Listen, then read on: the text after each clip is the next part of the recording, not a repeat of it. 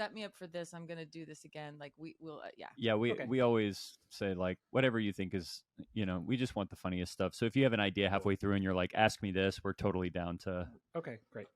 We're not pure improvists. Okay, cool. I'll bring in Greg and then I'll bring you in. I'm so excited to play with you. Here Great. we go. Thank you. All right.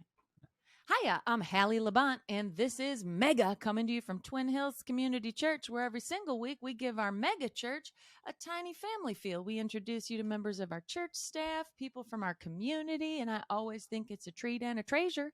Per usual, I'm joined by my co-host. He's the youth pastor for our high school ministry called Climax. Please welcome Gray Haas. What is up, Hallie? It's so nice to be here, and I'm so excited for our next guest. I feel too blessed to be stressed and too grateful to be hateful for our guest today. Well, just like God directs our paths, our guest today directs actors, I think. I'm not exactly sure what this special... Well, just like God directs our path, our guest today directs our actors. I think I'm not exactly sure what a special theatrical producer does, but we're about to find out. Ladies and gentlemen, it's Mr. Fred Bartross. Welcome to the program. How are you, my friend? So great to meet you, Gray and Hallie. It's so wonderful to be working with Twin Hills. I'm very excited to meet the entire congregation, and this is the first step of me introducing myself to all of you. So very excited to be here. Thank you so much. Wow. Well, people, there are a lot of excited rumors going around about you because this is the first year that Twin Hills has hired an outside theatrical production company and a producer to work on the Christmas program, which I believe a rehearsal starting soon for that. Yes, rehearsals start October 1st. Okay, wow. You can remember that because that's when the rent's due. That's right. Never. Sometimes people turn it in as late as the 5th without penalties. Yeah. But we have a good solid 2.5 months of rehearsal for the nativity pageant this year.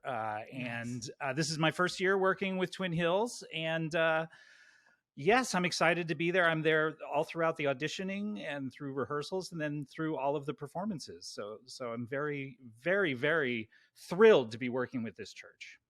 Oh, that is That awesome. is I feel like fantastic. you're a status symbol, honestly. It shows that we are leveling up. Our excellence in our programming is so important and such a high value. And I mean, we get, we're going to have over 54 services for Christmas. We're going to have upwards of 100,000 people seeing this programming.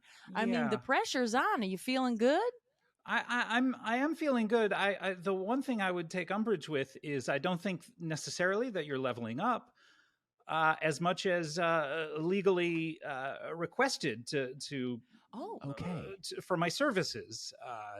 It's something that I believe the church is trying to stave off preemptively lawsuits. And is that right? And that's why I was brought in. I'm not necessarily a producer necessarily. Basically, my job for the nativity pageant this year is the technical term is intimacy coordinator. Oh, wow. Okay, cool. Now, what is that? And I do this for Hollywood productions, normally HBO. I've had a long time contract with HBO. I've done all of their shows recently. I've done the Game of Thrones. I've done. Really? Yeah, what's that one? Zendaya. I could never get her name right on set. What does she do? Is she? Oh, Euphoria. I mean, I'm telling you, all my teens in Climax, they will not stop talking about it, and I'm like, it's absolute trash. I'm sorry, so you worked flattering. on it. Oh no, I said that before you said trash. I'm sorry, that's not flattering. Okay. Well, maybe the content's trash. Your work, I'm sure, is great. I'm not responsible for any of the content necessarily. Okay, great. Essentially, what an intimacy coordinator does is I'm an advocate. I'm sort of a liaison between actors and production.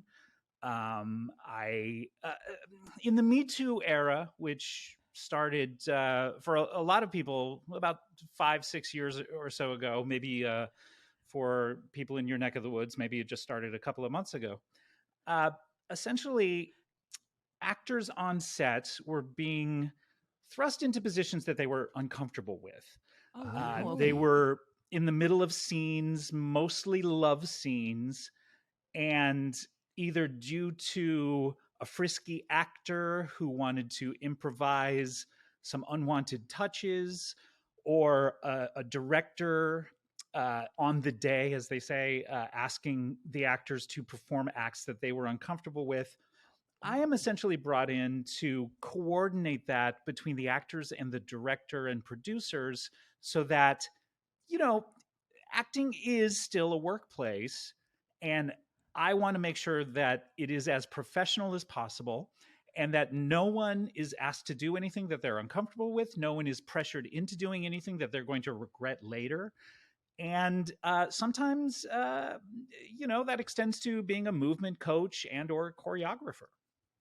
Cool. Well, I want to dig into this a little bit because, and I just want to backtrack. I am sorry I said Euphoria is trash. It's more that that maybe certain elements of trash. I think I think HBO is cool, obviously, but yeah, maybe I don't just some think it's. trashy I parts. personally don't think it's trash. Okay. I think So you don't if think it it's were trash, it would be in a trash can. No, okay, it's on HBO. or maybe on True TV or something like that. Maybe, yeah. Now, TBS. right. Now, okay, so just to kind of figure this out, because I know that some of the rumors that were going around and were that this year's production has the first time ever we're actually going to show what it was like for Mary to. This is probably too heavy-handed. I'm going to go back. So what about the pageant this year requires an intimacy coordinator? Because usually it's just kind of the angel showing up and telling Mary, "Hey, Right. you're going to do this." Right. And so what's going on there that we're Yeah, showing this year? Yeah. that's so naive. Yeah, anything can happen on set. I can give you examples from other churches I've worked with. Okay. I've been doing this now. I've been doing it not only for film and television, but I've been working with churches for their nativity pageants for several years now. And I'll give you some examples. So, for instance, the relationship between Mary and Joseph. Okay, Right. they're a married couple in the Yeah. canonical story, right? Yeah. Yes. Yeah. She's very virginal, and but they are a married couple. Now you can't always luck out and cast a married couple because basically a lot of casting is by look. You want the Joseph to have that big brown beard. Right. You want Mary to have a very symmetrical face and to look no older than 17 and a half. So you're casting for looks essentially. And if these two people are strangers, but supposed to play a married couple, what happens if during the nativity scene they're there, they have the little baby, and Joseph leans over to touch his wife, to comfort her, to reassure her, to say, "Hey, great job giving birth," and he does so in a very familiar way to a married couple, but one that is unwanted by the actress playing Mary. I'm there to step in and say, hey, maybe don't lightly brush betwixt her shoulder blades. Yeah. Maybe Yeah. just Yeah. lean over and shake her hand and say, "Hey, congratulations on the baby." Whatever they're comfortable with. And what we're there to do is to make sure that everyone is just as comfortable as possible, as possibly can be. I see. Awesome. That And do is you think so sometimes cool. it's a bit confusing if you say betwixt, because then they're going, I don't know what that means? It is a little bit confusing. I'll usually refer them to the dictionary at that point because I'm not going to Okay. change the way I talk. Mhm. I feel like I should be changing minds, not changing my mind. Cool. Wow, that is so cool. Now, Fred, this is something I've always wondered about, and as a intimacy expert, maybe you can shed some light on it. When an actor or actress is a Christian and they're a God-fearing, upstanding person, but they get cast in a role where, say, they need to, peck someone on the lips, give them a kiss in a love scene, and let's say it's an actor who, let's say it's two actors who are married to other people, and then they have to kiss each other's face in a scene for their job. And I understand it's professional, but in the eyes of God, does that contract or that paycheck sort of negate the fact that, you kissed someone who wasn't your wife or husband? I mean, how does that work in the eyes of God? That's a great question. And I'm not necessarily a religious person, but yes, I believe it's a sin. Okay. Oh, wow. So That's why I encourage all actors to get out of any long-term relationships or marriages that they're in, because I truly do believe that to really get inside the mind of a character, you need to be free and unencumbered by any kind of entanglements. Because who knows what can happen there on set, and that's what I'm there sometimes to encourage people to do. Is a lot of times actors will not even know how to be intimate with each other, and that's where I step in and I say, okay, well, if I were in this situation, here's what I would do. I would, lovingly cup my wife's breast, for instance. Okay. Perhaps even absent-mindedly play with the nipple, as if it's second nature. Okay. And something that has been done for years, if not decades of married life. And this is the kind of thing that we want to encourage people to do. But yes, I truly do believe that all actors should be as single as possible.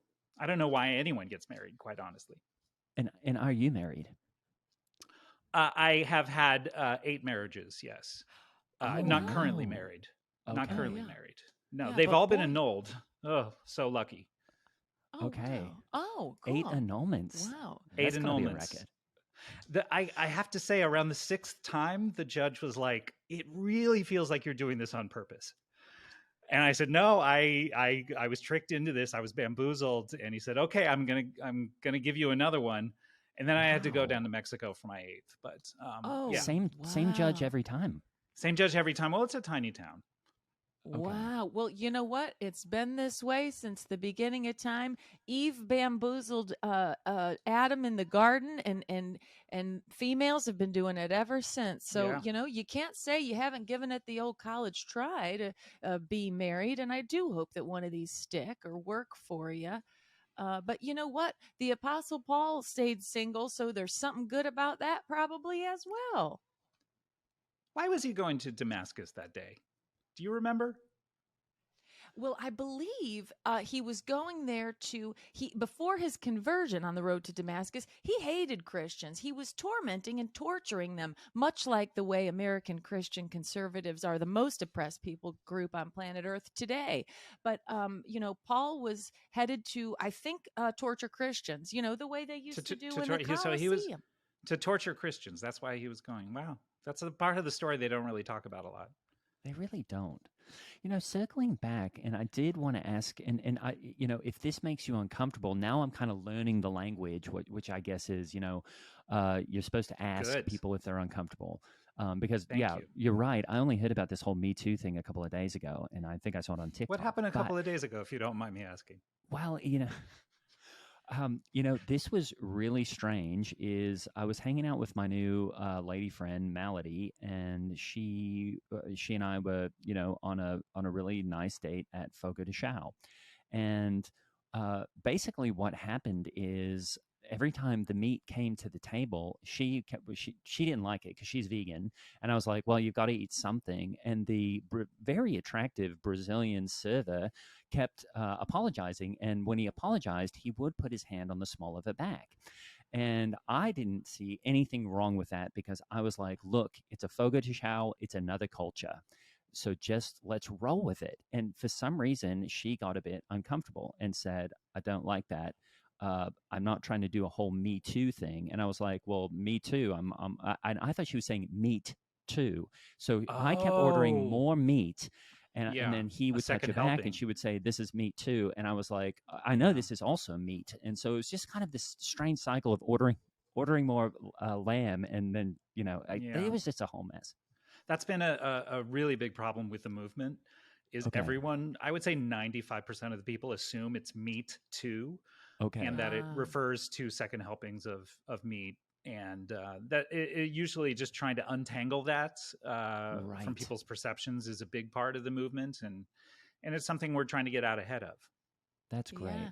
But I guess my question being, are you how did you learn all this intimate stuff? Are you kind of Right. taking your experience from your 8 annulled marriages and bringing that to the stage and going, okay, this is how we make it look real but respectful? Yeah, well, I it's interesting how I got into this because I'm an actor myself. Oh, really? Awesome. Yes, You just don't look and like it. oh, in what way?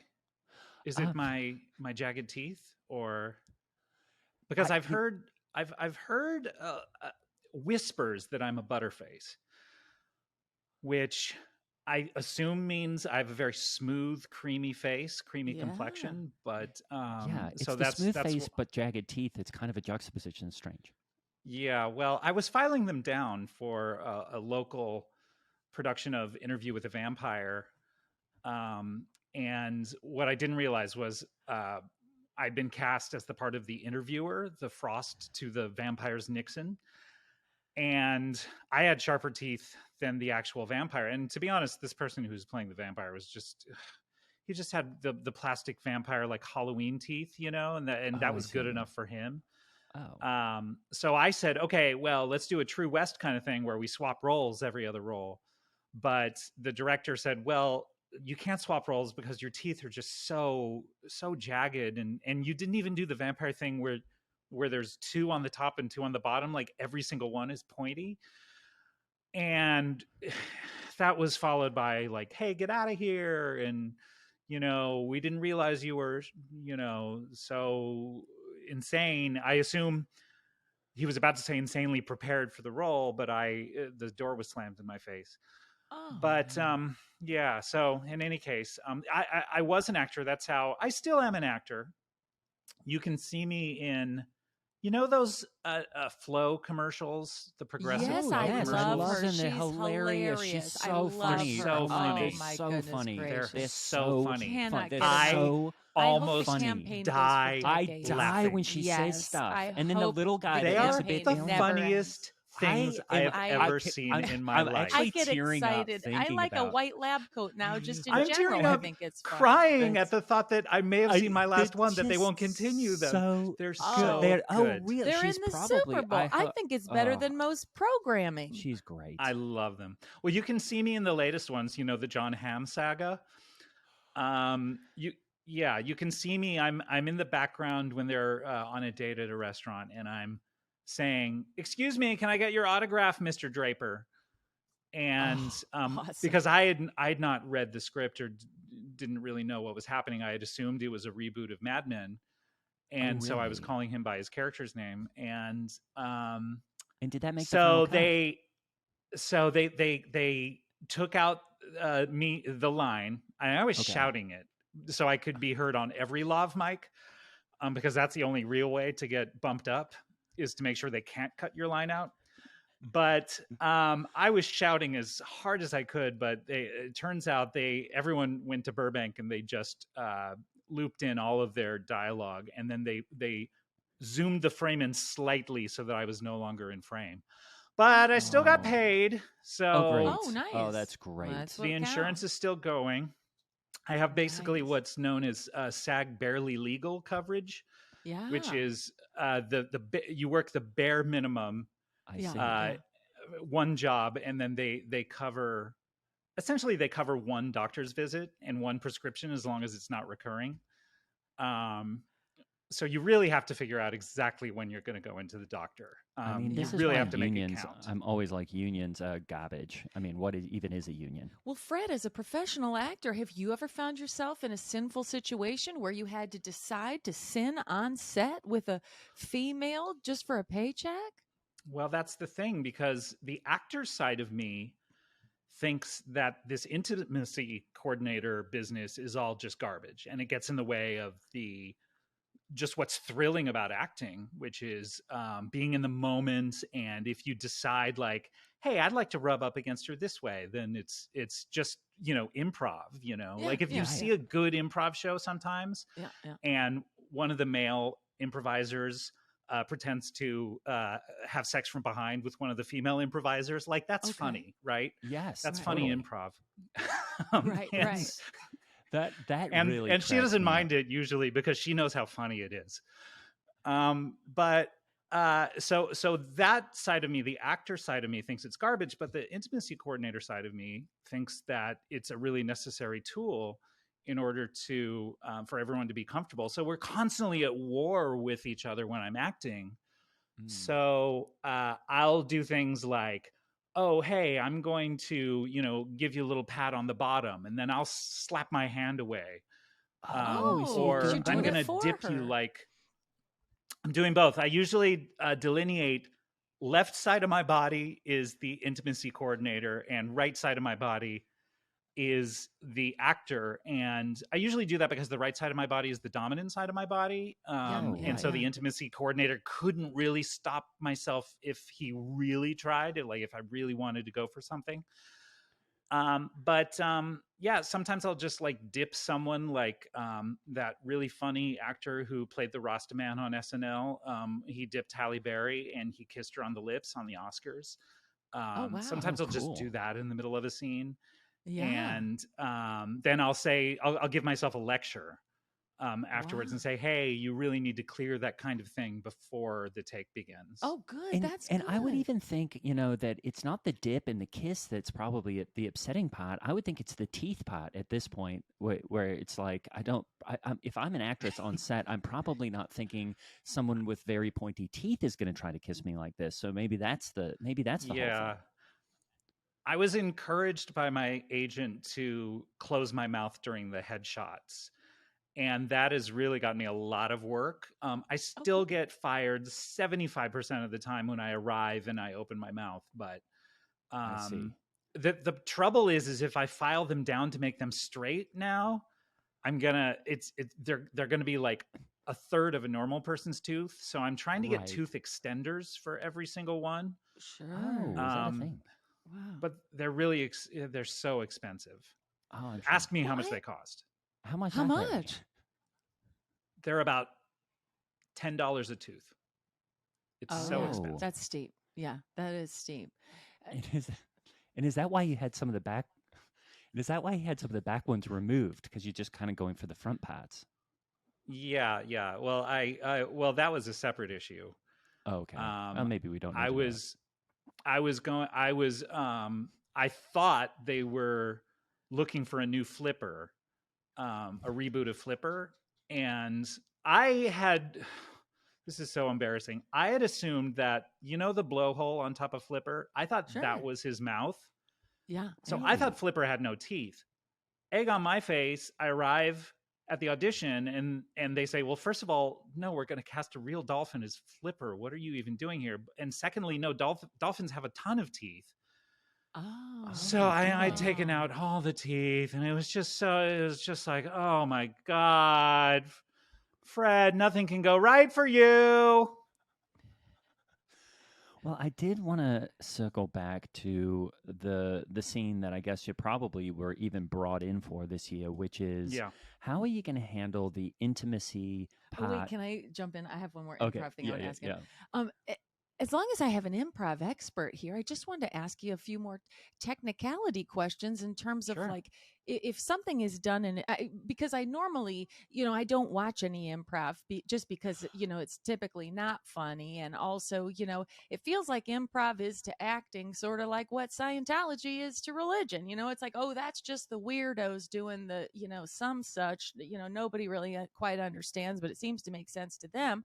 Well, And Hallie, I will just say one thing. Have you seen Bucket of Chuckles? They are Indianapolis's premier improv group, and I saw them with Clay, my friend Clay Oh, Mason they're Bannerman, and they were so funny. so fun. Oh, they were so funny. And are I they They're a was so Christian good. improv group? I mean, they work clean, which is Oh, awesome. clean But they did have a comedy. funny bit where one guy kept saying honk honk and touching a lady's breast because she had these really kind of big ones, and it was so funny. And she was laughing, everyone was laughing, so it wasn't a big deal. Oh, They were that's like, "This cool. is Right. this is for the comedy." But Bucket of Chuckles, check them out.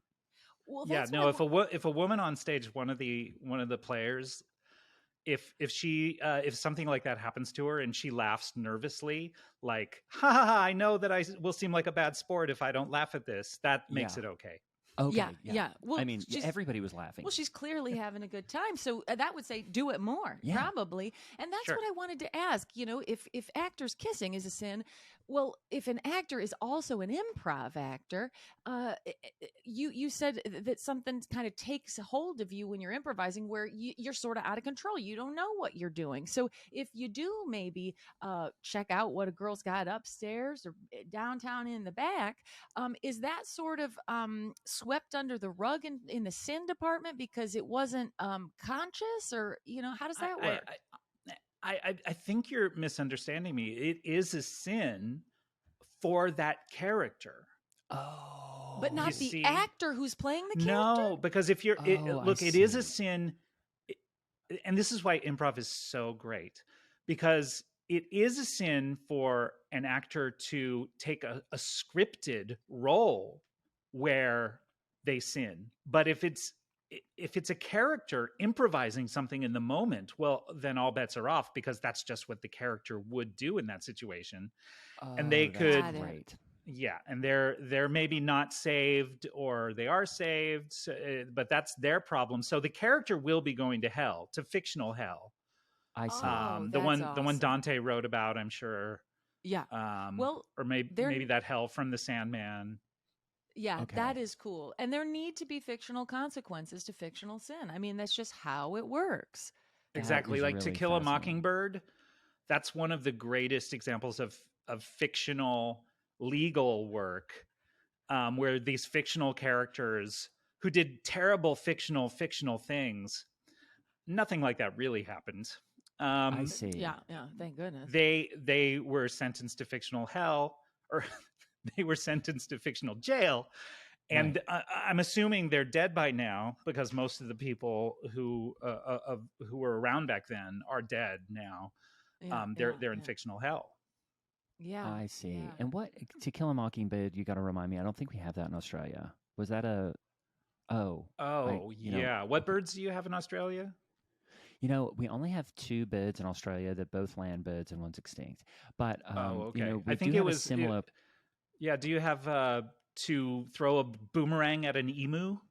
Oh yeah, that's very similar. Okay. Wait, so, Yeah. Well, So it's the same plot. Okay, great. Well, speaking of Meat Too, and speaking of Meat Too, and also fictional consequences inside the acting space.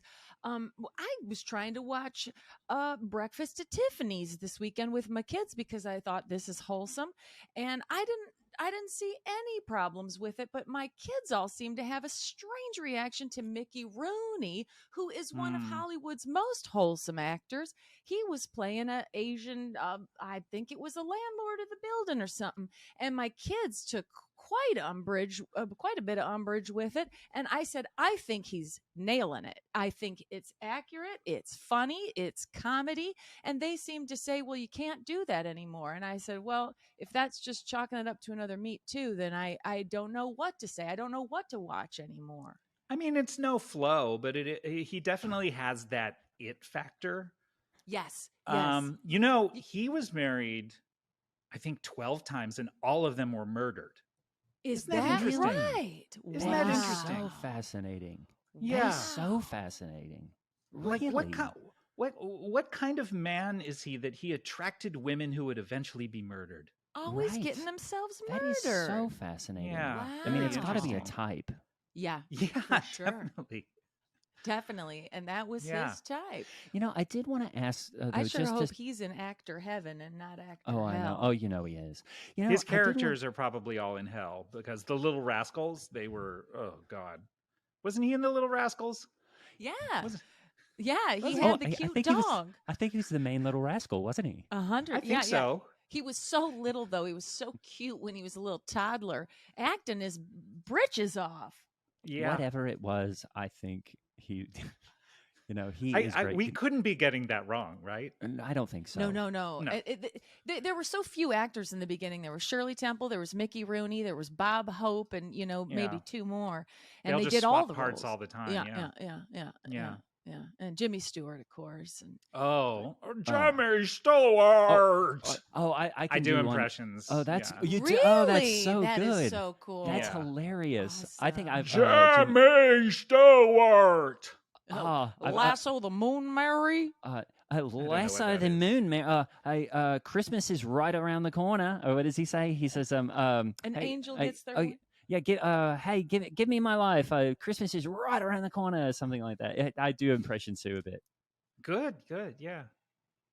Good stuff. So, what I did want to ask about was when it comes to the intimacy of the moment where Mary finds out from an angel that God is going to give her this awesome baby that's going to totally save the world.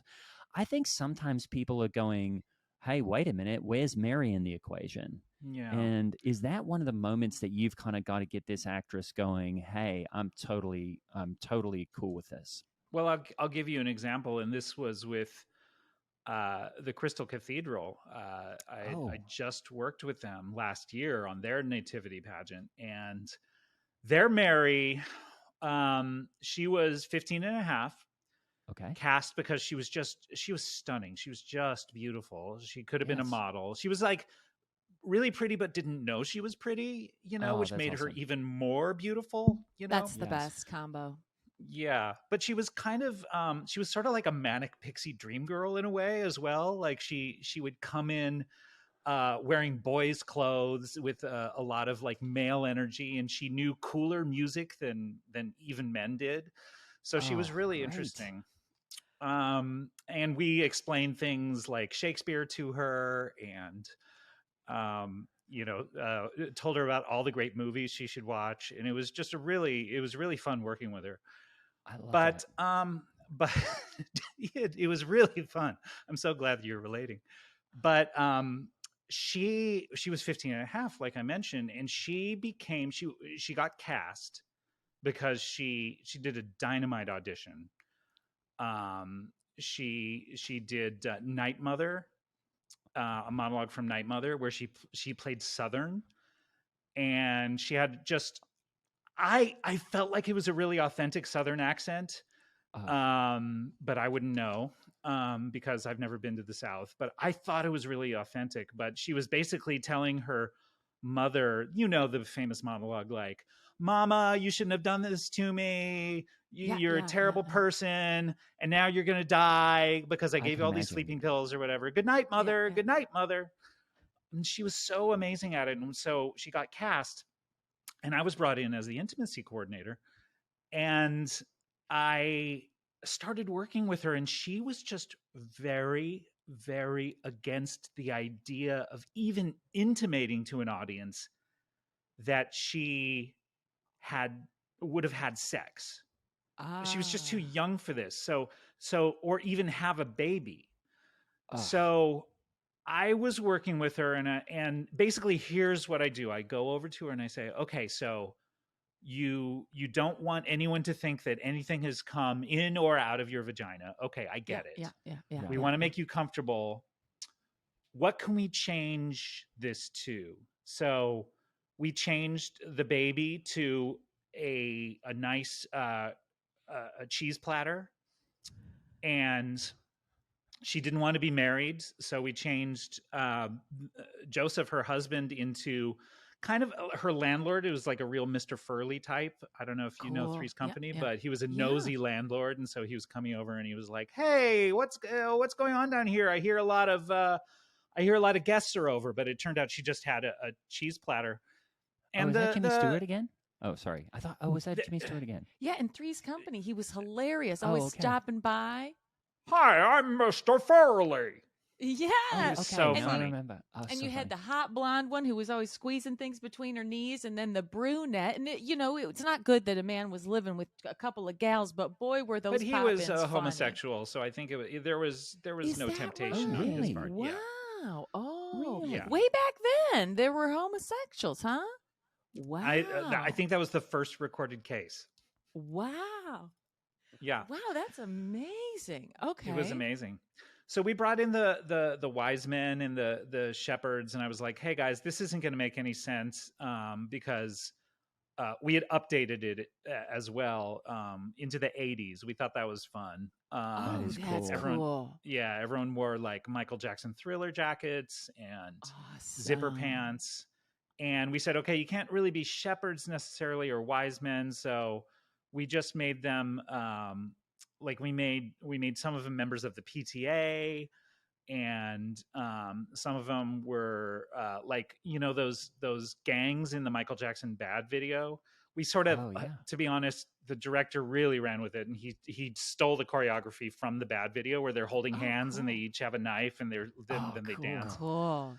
It was really cool, and we called it Nativity: The Next Generation.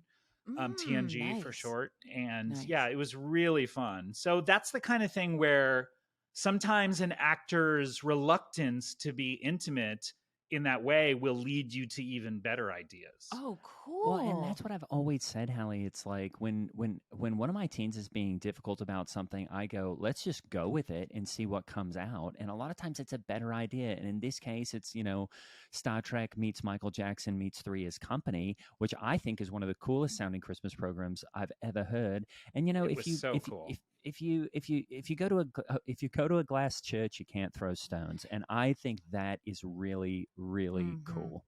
And in the case of a Christmas story, the better thing that's going to come out is a baby. That's And right. And was it a cheese plate? I guess when it did come out. So did you ever really get the sense that the cheese plate was baby Jesus? Well, she was, as long as it wasn't a baby, she was okay if it like came out from down between her legs, and we just kind of like, I don't know, she brought it out, you know, from under her dress, and we had a narrator character who kind of said, there's a refrigerator under there. And to me, it didn't really make sense, but the audience laughed and clapped.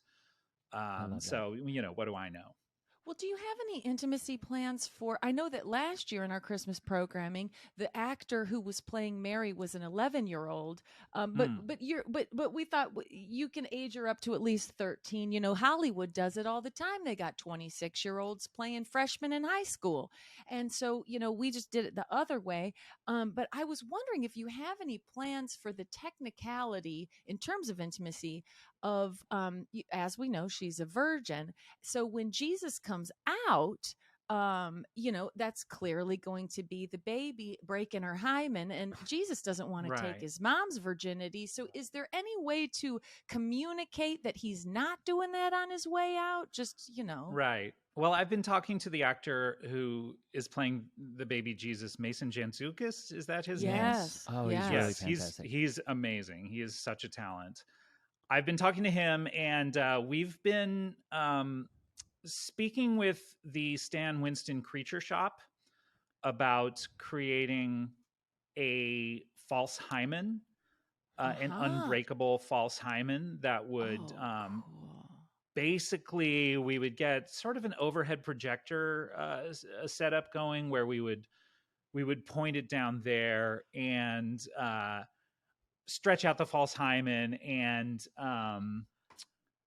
Mason would come out of a little, you know, I don't want to give away all the secrets of what's going to happen, but he would come out of a little slit in it, and then Stan Winston's team would then stretch it shut, and it would be like, see, she not only was a virgin before, but she's a virgin after. Okay, awesome. That's so. And it would all be projected on a big screen. That is That's so cool. reassuring. That's cool. In 7.1 surround sound. Wow, that amazing. Is so cool. Oh, I hope we have it in 4K too. Yeah, that is. Well, it's 1080p definitely, but I'm not sure about 4K. But okay, great. Well, as long as we have some visuals going, maybe we could put up some visuals just for all these Meet Two people. In the scene where Gabriel informs Mary that she, you know, is pregnant, and that it's God's baby. You know, now we've got all these Meet Two kids being like, well, what about consent? You know, can we, you know, maybe put up a visual behind that says consent was inferred because it's a privilege or something? No, unfortunately, no. We've been working on this part of the script, so now Gabriel comes down and says, first of all, he has to knock on the door. He can't just appear because it's just so, it's like breaking and entering, essentially, Sure. if he just appears in their barn. So he has to knock on the door. She lets him in, Oh, offers I a hope glass it's of Jimmy Stewart water. again. Oh, that would be so cool. That would be, Hey, Mary. Mary. Oh, wait a minute. Mary from It's a Wonderful Life is Oh, the same as the Virgin Mary. Yeah, it see, works. I think this would be awesome. Mary, Mary, are you giving birth to Zuzu? Yes, That's awesome. that would That be is incredible. well. Do you ever Fred, hear any of his other Oh, kids' no. names, or is it just Zuzu? Well, I've actually never seen it. oh, is that Like, right? Really? It's wholesome. You'd love it.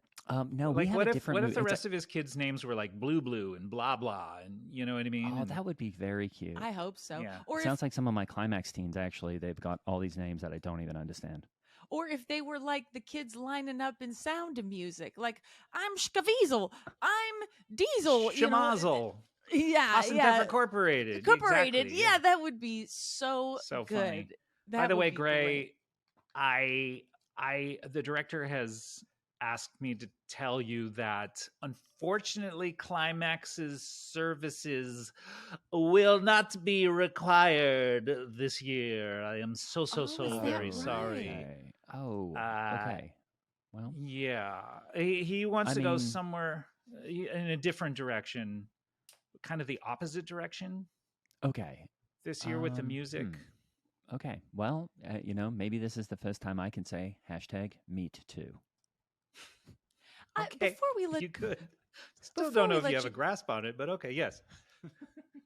Before we let you go, Fred, I just have one. And forgive me if this is too personal a question, Sure. but as a married woman, I have to deal with intimacy issues once in a blue moon with my husband, Lance Labont. And usually the way that I deal with it is just to make sure all the lights are off and I get into bed and, something big and billowy. And then, whatever happens. Usually I just try to be real passive and let him take his 10 and then it's off to Hallie. Yeah. snooze fest. But I read in a Christian sex education book, and this is true, that and this might help you, that you should imagine that his thing is a little tiny version of himself. So, and you Oh. like kissing your husband, right? So, well, sure. and that way you can kiss him and it doesn't feel like such a betrayal of your values. Well, if you look at Wow. Lance, it's not far from the truth. That is so cool. Is he And- bald and by any and- chance? And if I might ask you just Big one more, birthmark on the center of his head. That's funny. Yeah. Do you want to get that let's clean? let's do that. Maybe you could even say like, oh, I think, or you could say that he's bald. Yeah, he's bald with a birthmark on his head. I don't know if he would know what Lance looks like. That's really funny. Okay. Yeah. Yeah, sure. Well- Yeah. What does Lance look like? Stocky, bald, with a birthmark on the top of his head. Oh, okay. So checks out. Interesting. But and forgive me if this is too personal a question. Besides slipping into bed with the lights out, on his birthday or whatnot, may I ask what is intimacy? Really. Well, intimacy is any kind of conversation between two people or one person and an animal, which gets a little bit personal. So you just said to me, maybe this is too personal. Now we are intimate partners. Okay. You see, and we're in an Yeah. intimate relationship. Yeah. And that's really, with acting, that's what you want, is you want that kind of intimacy between everyone. Look, I would love it if everyone who is cast in these plays were in some sort of throuple situation or I know that this isn't a Mormon church, but if, everyone were in some sort of polyamorous relationship, so that everyone would be comfortable with each other. But the best thing we can do is, the first day of rehearsal, to become intimate, is to sit around in a circle, and usually I'll do Zeep Zap Zop with them, And we'll do freeze tag. And anytime anyone's hands get near someone else's hindquarters, we yell freeze, and everyone laughs, and it's very, very funny. I saw Bucket of Chuckles do that, and they were great. I bet they did it. It was so funny. They do it as their show, not just their warm up. Oh, that's a huge part. They have a whole game that's that's just how it ends. Yeah, Oh, that's how. so yeah, cool. that's the climax. They say freeze, and they're going to try to touch each other's bums. It's really, really fun. so funny. Really fun. Not but as funny after, as Flo. Yeah, no, Flo's the best. But after that, then I'll say, okay, let's sit around in a circle and let's just get to know each other and tell each other our most intimate secrets. And usually it's very, very hot in the room. It's like a hot yoga studio where we're meeting usually. And so everyone's kind of taken off any extra layers that they have. And it gets very familiar with each other. And that to me is the state you want to be in as an actor, where it's like, oh, anything can happen. And I've broken down all of my defenses. And now I'm at a place where emotionally and physically, anyone can do anything they want to me. I love that. Well, Yeah. I know that I avoid eye contact with anyone at all times because that feels rather intimate if I'm getting the right. Yeah, you've been looking down at the ground this entire interview, which has been very odd. I thought it was an issue with my shoes. Oh, well, the funny thing is the whole time you were talking about your teeth, it was left to my imagination. I'd love to grab a glimpse of those little. Well, I was wondering, are those shoes? Because they do have fingers. Yeah, they're fascinating. They're sort of like Hobbit shoes, where cool. the hobbits who have very long toes. Oh, I see. I stole them. I worked on Lord of the Rings. awesome. Did you? Okay. Yeah, and I went through the makeup department on my last day, and I just got anything that wasn't nailed down. And these, that's so cool. yeah, and so I wear them just, a lot of people wear crew gifts, like swag, just to let everyone know that they're in the business, which I think is so cool. When you see someone That is so cool. in line at the bank and they have like a hat that says Grim with 2 M's, and you're just like, oh my God, this person obviously works in show business and they are so cool. They got that for free. Cool. And so that's what I do with these Hobbit feet. But yeah, and you notice my t-shirt says my teeth are up here. So I'll give you a little glimpse if you want to, if you can peek. Look heavenward, as they say. Okay, here we go. Okay. Okay, Wow. yeah. This look is so at much that. sharper than I thought. Wow. Yeah. Cool. Wow. Yeah. Thank Very you so much. Tolkien-esque. And Tolkien was a Christian. I think we got it. Yeah. It's so funny, Scott. Oh, great. My God. Hold on. I'm going to stop this recording. We